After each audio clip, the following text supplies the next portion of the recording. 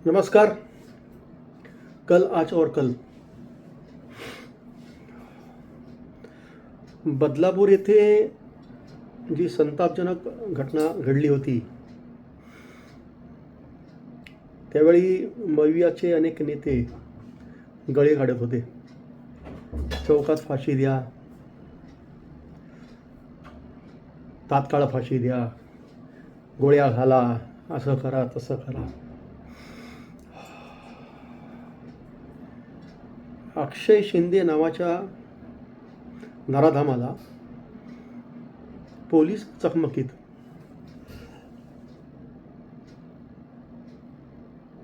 पोलिसांनी गोळ्या घातल्या। त्याला एका दुसऱ्या केसमध्ये ते तळोजा जेलमधून घेऊन चालले होते कोर्टामध्ये, तेव्हा त्यांनी पोलिसांचं सर्व्हिस रिव्हॉल्वर काढून त्यांच्यावर हल्ला केला।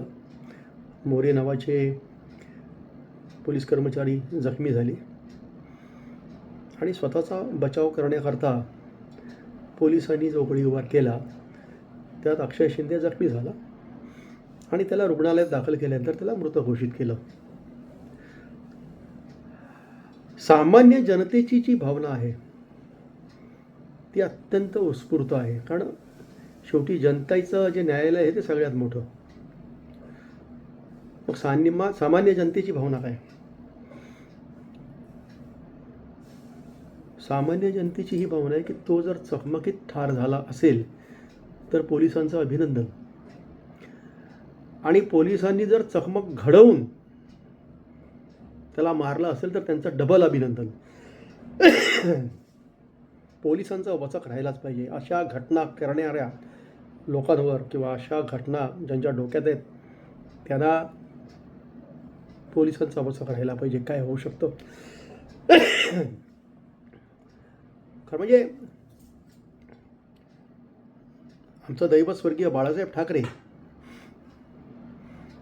यांनी तत्कालीन जे होते एन्काउंटर त्याच्यावर आपलं काय भाष्य केलं होतं। आता उभाटाची घाण कोकिळा, नार्कोटिक्स वगैरे करा ते म्हणतायत। आदरणीय शरद पवारांचे काही वेगळे तर्क आहेत, पृथ्वीराज चव्हाण साहेबांचे काही वेगळे आणखीन काही म्हणणं आहे। या मतापेक्षा जनतेचं मत काय महत्त्वाचं? आपण एक बाळासाहेब काय बोलले होते अशा एन्काउंटरविषयी ते ऐकून घेऊया। एन्काउंटर्स हे एन्काउंटर्स करावेच लागतील। अजिबात क्षमा माया दया क्षमा काही नाही। दुसऱ्यांच्या मुळावर येणारी ही अवलाद ज्यावेळेला त्यांच्या घरातला घास तुम्ही मारता त्यावेळेला त्यांच्या कुटुंबियांचं काय होत असेल याची पर्वा तो करतो। कोणी भिकाची आयला चाले मानवी हक्कवाले यांच्या एकदा सगळ्या त्या ह्याच्यातल्या स्टेनगनमधल्या गोळ्या असतात ना त्या घातल्या पाहिजेत। कुठून निघाला? पोलीस मेले की चकमक खरी आणि गुंड मेला की चकमक खोटी, ही व्याख्या करणार आहात तुम्ही? इथे खरं खोट्याचा प्रश्न नाहीये। अवलाद ती चिरडलीच पाहिजे, तिथल्या तिथे मारली गेलीच पाहिजे। तो कसा काय याचं शहानिशा यांनी करावे, कोर्टाने करावे। अगदी स्पष्ट मत आहे, ठोकलेच पाहिजे त्यांना। आज आनंद दिघे साहेब जर जिवंत असते, हयात असते तर काय झालं असतं? ठोकलेच असते त्यांना। त्यामुळे बाळासाहेबांचा आणि आनंद दिघेंचा खरा वारसा चालवणारे कोण? तर एकनाथ शिंदे। आणि बलात्कारी जो त्याला मारलं त्याच्यावर दुःख व्यक्त करणारी, दुखवटा देणारी, आणि आता श्राद्ध चालू आहे ते दुखवटा व्यक्त करणारे कोण? ते नकली शिवसेना, उभाटा। समाज प्रबोधन करणारी माणसं खरं म्हणजे अशा विषयावर जास्त बोलत नाहीत, कारण ते समाज प्रबोधन करतात। पण अशा घटना घडल्यानंतर सुद्धा काही समाज प्रबोधनकार आमचे संग्रामसिंग बापू अत्यंत तीव्र शब्दात त्यांनी आपल्या भावना व्यक्त केल्या। आपण बघूया त्या बदलापूरच्या अक्षयने 3 आणि 5 वर्षाच्या पोरींवर जर जबरदस्ती केली असेल तर त्याला काय आम्ही सुट्टी देणार आहे का? अरे आम्ही राहुणाला ठोकलाय, अक्षय काय चीज आहे? आता पुन्हा एकनाथ शिंदे साहेबांना विनंती आहे की एकनाथ शिंदे साहेब, तुम्हाला मुख्यमंत्री झाल्यापासून लोक साहेब म्हणायला लागले, त्याच्या अगोदर तुम्हाला ठाण्यात भाईच म्हणत होते. एकनाथ भाई, आणि तुमचं भाई पण सिद्ध करून दाखवा.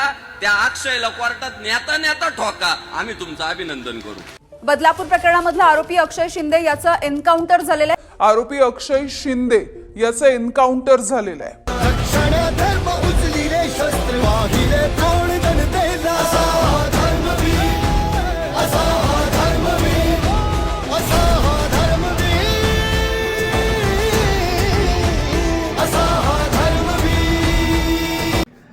या सामान्य जनतेच्या ज्या मागण्या आहेत किंवा जी मतं आहेत किंवा त्यांच्या ज्या भावना आहेत त्या व्यक्त होतात, त्या व्यक्त झालेल्या आहेत. जरी ते संग्रामसिंग बापू जरी समाज प्रबोधनकार असले तरी त्यांची पण स्वतःची एक भावना आहे, एक माणूस म्हणून ती त्यांनी व्यक्त केली की अशा लोकांना ठोका.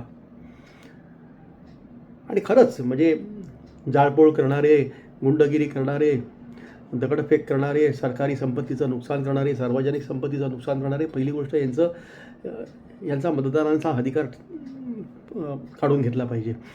कडक शिक्षा झाली पाहिजे यांच्यावर. जो उठतो तो सार्वजनिक संपत्तीवर हल्ला बोलतो. याच्यापैकी टॅक्स भरणारे किती आहेत?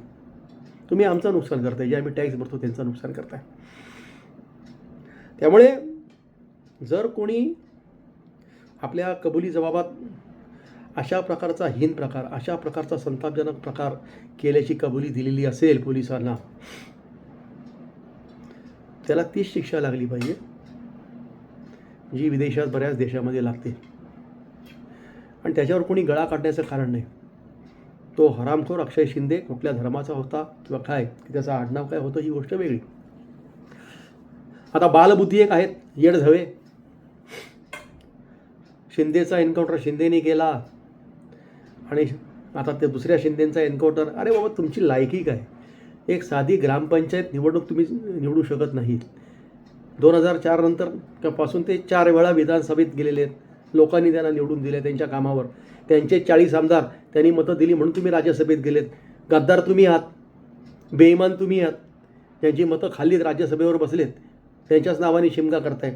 तुमची बोलायची लायकी काय? एखाद्या ग्रामपंचायतीला उभे राहून निवडून या. रोज सकाळी उठायचं, नरेंद्र मोदी सूर्यावर थुकतो का तू बाबा? तुझी अवकात काय? त्यांचं विदेशात वजन किती आहे? आज भारताला त्यांनी कुठे नेऊन ठेवले आणि तू कुठे तुझा पक्ष घालून ठेवलायस काय? तर तुझ्यासारख्या माणसाला, ज्यांनी आमचे मराठी बांधव किंवा मूक मोर्चा काढत होते, त्याला तुम्ही एक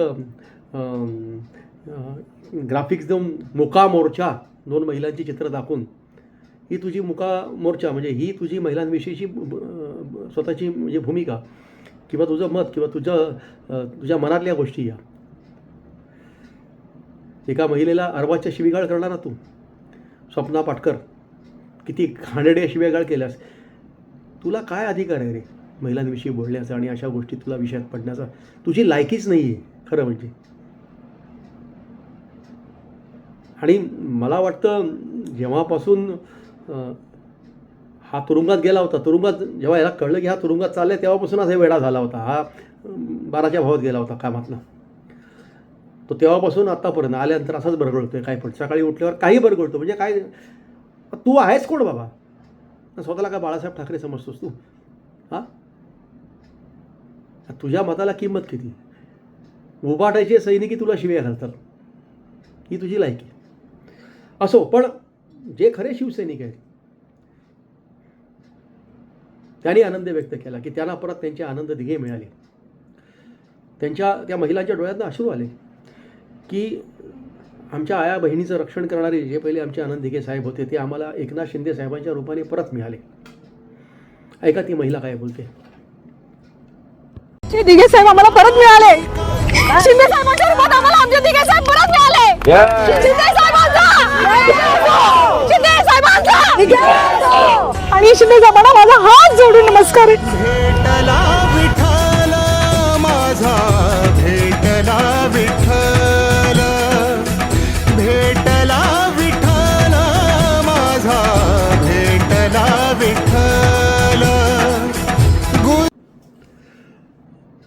पहिली गोष्ट हा आपण विचार करायला पाहिजे,